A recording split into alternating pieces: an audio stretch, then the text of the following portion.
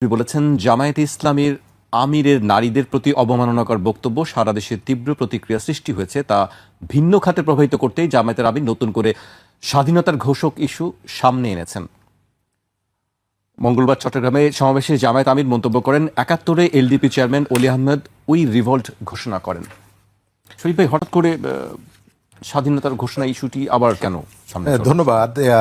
আমাদের পলিটিশিয়ানরা তাদের একটা বড় অংশ কখন কোথায় কি বলা উচিত এটি ঠিক থাকে না তাদের, এবং কখনো কখনো অপ্রয়োজনীয় বিতর্কগুলো সামনে নিয়ে আসেন। যে মুহূর্তে আমাদের রাজনীতি অর্থনীতিটা সব থেকে বেশি গুরুত্ব দেওয়া দরকার, এবং আপনি দেখেছেন গতকালকে কয়েকটা আন্তর্জাতিক প্রতিষ্ঠান নির্বাচিত সরকারের সামনে চ্যালেঞ্জগুলোর কথা বলেছে, ইন্টারন্যাশনাল ক্রাইসিস গ্রুপ এবং আমাদের প্রতিবেশী দেশ, তারা ইউরোপীয় ইউনিয়নের সাথে এবং গতকালকে সম্ভবত আজকে আমেরিকার সঙ্গে বাণিজ্য চুক্তি করতে যাচ্ছে, যেখানে তারা অনেক দিক থেকে তারা সুবিধা পাবে। এই ধরনের সুবিধাটা আমরা কিভাবে এনশিওর করতে পারি, নির্বাচিত সরকার কিভাবে করতে পারে, এই আলোচনা না হয়ে আমরা এখন আলোচনা নিয়ে আসছি স্বাধীনতার ঘোষণা নিয়ে।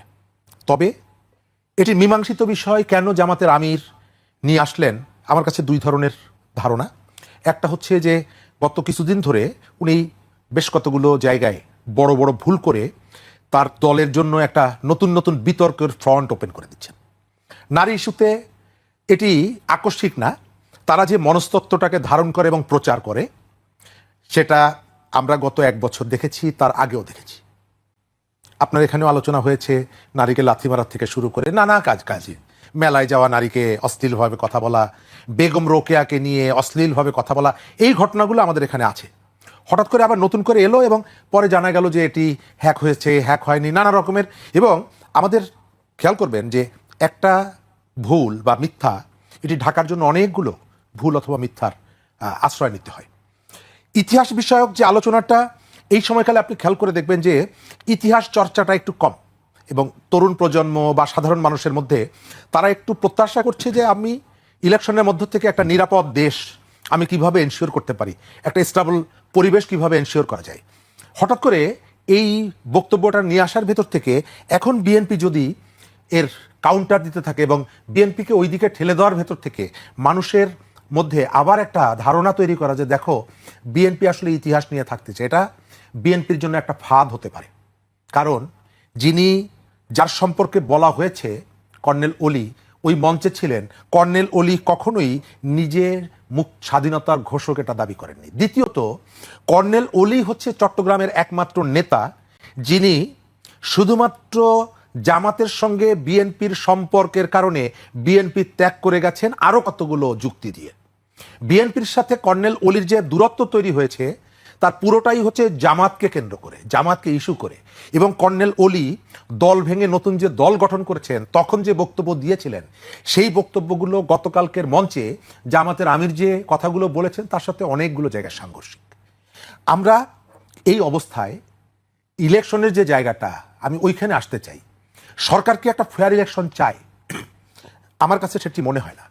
ভয়ের যে শাসন, এটি কেন ফিরে আসবে?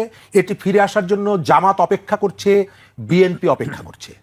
আমাদের আগামী নির্বাচনে সবথেকে যে ইস্যুটাকে নিয়ে এখানে সংঘাত সহিংসতা বাড়বে এটা হলো জাল ভোট। এটি একটি গুরুত্বপূর্ণ ভূমিকা পালন করবে, কারণ আমাদের ভোটারদের একটা বিরাট অংশ তার নিজ এলাকায় অনুপস্থিত থাকবেন, একটা রাজনৈতিক দলের অনুসারী যারা, আওয়ামী লীগের অনুসারী যারা, এবং চেষ্টা করা হবে ওই ভোটটা কাস্ট করার জন্য। নির্বাচনের জয় পরাজয় এটি একটি গুরুত্বপূর্ণ ভূমিকা রাখবে, এবং যার যেখানে শক্তি আছে তিনি সেই শক্তি দিয়ে চেষ্টা করবেন এই ভোট ব্যাংকটা নিজের অনুকূলে নেওয়ার জন্য, অথবা তার কর্মীদেরকে দিয়ে এই ভোটটা যাতে তার দিকে বেশি আসে। আওয়ামী সমর্থক যারা অনুপস্থিত থাকবেন তাদের ভোটগুলো জাল হয়েছে বিভিন্ন জায়গায়, আমাদের ট্রেডিশনে আছে এটা। এবং নির্বাচন ধরেও অনেকের ম্যাটিকুলাস প্ল্যান আছে, কারো কারো এই প্রিপারেশনও আছে। বিএনপির মতো ওই যে চলে যাওয়ার পর, রোগী মারা যাওয়ার পর ডাক্তার আসার মতন অবস্থা সবার না। নভেম্বরের 10 তারিখে ভোটার মাইগ্রেশন এটি ক্লোজ হয়ে গেছে, তারা গত কয়েকদিন আগে গিয়ে বলছে কোথা থেকে এলো, এরা কারা, কোথা থেকে এলো, ওবায়দুল কাদেরের সেই বক্তব্যের মতো। তো কারো কারো প্রস্তুতি আছে, প্রিপারেশন আছে। এই ভোটগুলোকে কিভাবে কাভার করা যায়। আমি যেটা মনে করি, সরকারের যে জায়গাগুলো আছে, পুলিশ প্রশাসন, শৃঙ্খলা বাহিনীকে সরকার নিজেই চায়নি যে তারা নিজের পায়ে দাঁড়াক। হবিগঞ্জের কথা মনে আছে? এই ঘটনার পরে পুলিশের মধ্যে যে ধরনের আত্মবিশ্বাসটা তৈরি হয়েছিল, আবার পুলিশ সেখান থেকে সরে গেছে।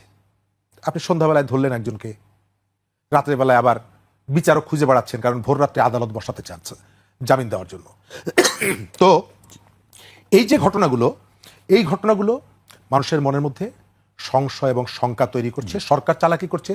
নুরুল হক নূরের উপরে আক্রমণ হয়েছিল সেপ্টেম্বর মাসের 2 তারিখে, বিচার বিভাগীয় তদন্ত কমিটি হয়েছিল, এখন পর্যন্ত 15 দিনের জন্য এখন পর্যন্ত রিপোর্ট দেয়নি। এই সরকার প্রথম থেকে পলিসি নিয়েছে দুটো।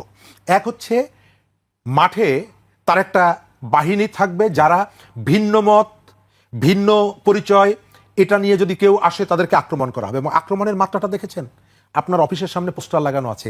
এই যে টিআইবির কথা বললাম, ডক্টর ইফতেখারুজ্জামান সহ যারা গণ অভ্যুত্থানে পক্ষে দাঁড়িয়েছিল, আমাদের দেশের ইম্পর্টেন্ট লোকজন, নানা ধরনের পেশায় খুব নামকরা লোকজন, তাদের নামের পোস্টার আছে। তাদেরকে গ্রেপ্তার করতে হবে, তারা রাষ্ট্রদ্রোহী।